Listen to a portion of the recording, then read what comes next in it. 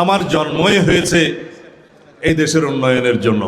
আগামী 12 তারিখের নির্বাচন এদেশের বহুল প্রতীক্ষিত নির্বাচন। দীর্ঘ আন্দোলন সংগ্রাম, ত্যাগ তিতিক্ষা, রক্তের সাগর পাড়ি দিয়ে আমরা এই অধিকার আদায় করেছি। এই অধিকার প্রয়োগের মধ্য দিয়ে বাংলাদেশের ইতিহাসের বাঁক পরিবর্তন হবে, এদেশের জনগণের ভাগ্য নির্ধারণ হবে। সেই নির্বাচন আগামী 12 ফেব্রুয়ারির নির্বাচন। আমরা বিএনপি জাতীয়তাবাদী দল, বাংলাদেশ জাতীয়তাবাদী দল, স্বাধীনতার পক্ষের দল, মুক্তিযুদ্ধের পক্ষের দল, স্বাধীনতার ঘোষকের দল। বীরত্বের সঙ্গে লড়াই সংগ্রাম করতে করতে এদেশে বারবার স্বাধীনতাকে রক্ষা করার দল, গণতন্ত্রকে সুপ্রতিষ্ঠিত করার, পুনরুদ্ধার করার দল। এই আমাদের স্বাধীনতার ইতিহাস, গণতান্ত্রিক সংগ্রামের ইতিহাস।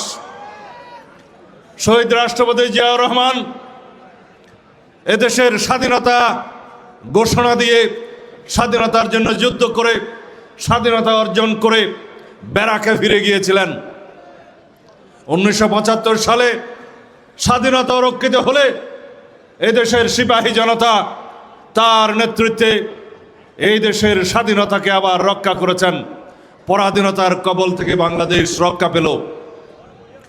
1979 সালে বিলুপ্ত গণতন্ত্রকে, বাকশালকে বিলুপ্ত করে এদেশে বহুদলীয় গণতন্ত্রের প্রবর্তন করলেন। বাংলাদেশের মূল ভিত্তি স্বাধীনতার ইতিহাসকে নিয়ে আজকে টানা হেঁচড়া শুরু হয়েছে। কারা বলছে?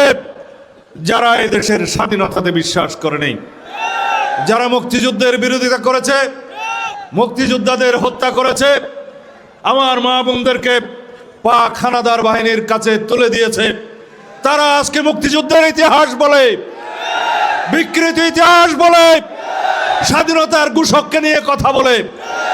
একজন মুক্তিযোদ্ধাকে বাড়া নিয়ে তারা বলে তাদেরও একজন মুক্তিযোদ্ধা আছে।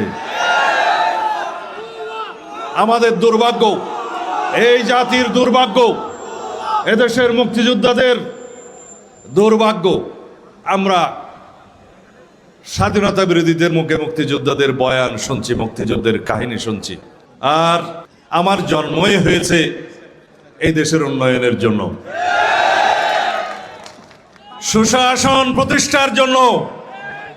আমার জন্ম হয়েছে এই দেশের উন্নয়ন এবং সুশাসন প্রতিষ্ঠার জন্য।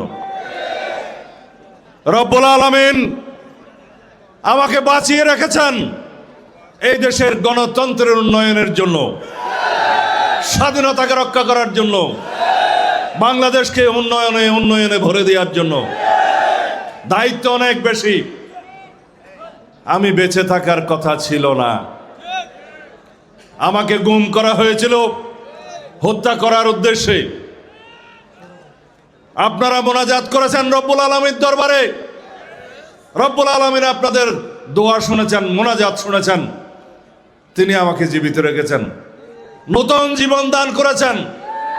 আমার এই জীবন, এই বর্ধিত হায়াত এই দেশের মানুষের সেবা করার জন্য।